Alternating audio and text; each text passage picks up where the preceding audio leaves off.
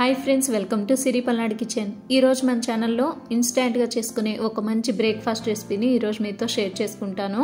ఎటువంటి పప్పుని నానబెట్టుకోవాల్సిన అవసరం లేదండి. అప్పటికప్పుడు పావు గంటలో ఈ బ్రేక్ఫాస్ట్ రెడీ చేసుకోవచ్చు. టేస్ట్ కూడా చాలా బాగుంటాయి.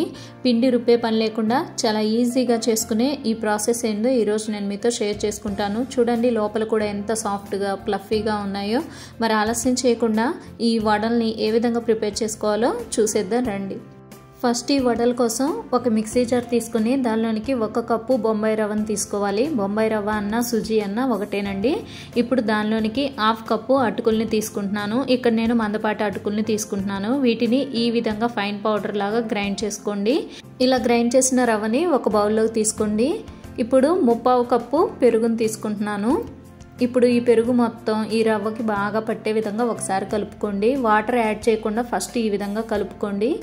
ఈ పెరుగు మొత్తం పిండికి కలిపితే మనకి ఇలా ముద్దలాగా వస్తుంది. ఇప్పుడు కొంచెం కొంచెం వాటర్ని యాడ్ చేసుకుంటూ మనం నార్మల్గా వడలకి కలుపుకునే పిండి ఏ విధంగా అయితే ఉంటుందో అదే విధమైన కన్సిస్టెన్సీ మనకి ఇక్కడ అవసరం అండి. చూడండి, ఈ కన్సిస్టెన్సీలో కలుపుకోండి.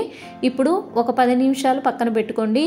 10 నిమిషాల తర్వాత చూపిస్తున్నాను చూడండి. మళ్ళీ ఒకసారి కలుపుకోండి. మీకు కానీ రవ్వ పీల్చుకొని మరి కాస్త చిక్కగా అనిపిస్తే మరి కొంచెం వాటర్ని యాడ్ చేసుకోండి. ఇక్కడ నాకైతే కన్సిస్టెన్సీ సరిపోయింది, నేను వాటర్ని యాడ్ చేయలేదు. ఇప్పుడు దీనిలోనికి ఒక మీడియం సైజ్ ఆనియన్ని ఇలా ముక్కలుగా కట్ చేసి తీసుకోండి. అలాగే 1 ఇంచ్ అల్లాన్ని కూడా ముక్కలుగా కట్ చేసి తీసుకోండి. స్పైసీకి తగినట్టుగా పచ్చిమిర్చి ముక్కల్ని యాడ్ చేసుకొని కొంచెం కొత్తిమీర, కరివేపాకుని, కొంచెం జీలకర్ర, అలాగే రుచికి సరిపడా సాల్ట్ని, కొంచెం బేకింగ్ సోడాని యాడ్ చేస్తున్నాను.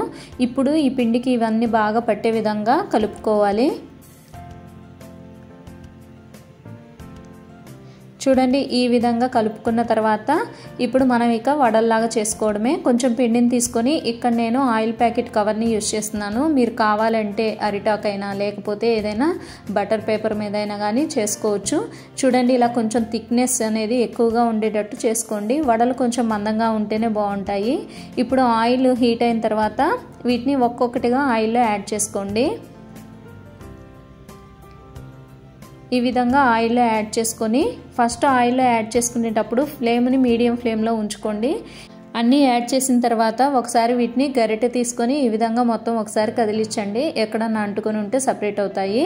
ఇప్పుడు ఐ ఫ్లేమ్ టర్న్ చేసుకొని చూడండి, ఇలా ఒకవైపుకి మంచి కలర్ వచ్చిన తర్వాత రెండో వైపు కూడా ఫ్లిప్ చేసుకుంటూ ఈ విధంగా 2 వైపులా ఫ్రై అయితే సరిపోతుంది. ఇప్పుడు వీటిని మనం ఆయిల్ నుండి తీసి టిష్యూ ఉన్న ప్లేట్లోకి తీసుకోండి. చూడండి, ఎక్కువ ఆయిల్ కూడా పట్టదండి మనకి, అసలు ఆయిల్ కూడా తక్కువ పీలుస్తాయి.